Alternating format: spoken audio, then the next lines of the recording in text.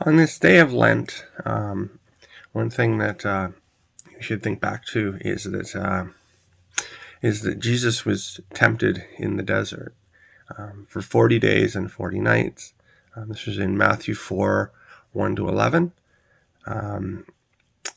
When his first temptation that Satan got him with was that he was hungry. After 40 days of fasting, he was hungry. And he says, if you're the Son of God, command these stones to become loaves of bread.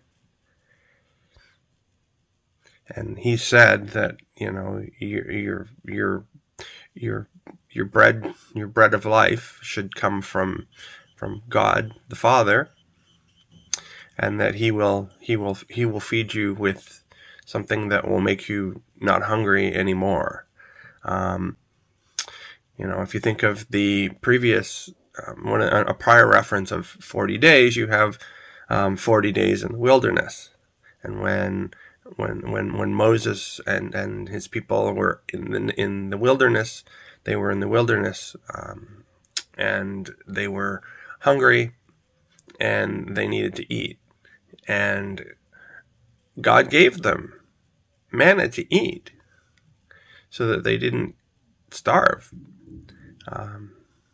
He took care of them, and I think that if we focus on meditating on that we can live with provisions from day to day, like that manna, instead of going, oh, I need all of this because I need to save up for next month and next year, and I need to next decade, or when I retire. Jesus's concern was day to day, and he said, consider the lilies, consider the birds. God takes care of all of them and makes sure that they're all fed on a daily basis. They don't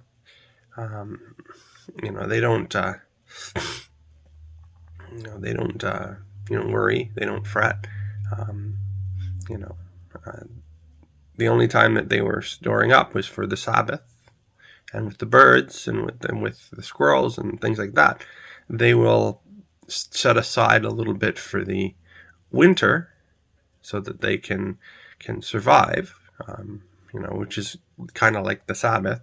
So you can put a little bit away for those rainy days, but we do need to be able to trust that the provisions are going to come, and that's something that I myself am struggling with right now, but I'm praying about that. And so during this time of Lent, pray to God for those, and thank Him for the provisions that He's provided, and tell Him that you trust Him, that He's going to keep providing. It's interesting that the story of Moses and the story of Jesus both were in the wilderness. So just something to ponder.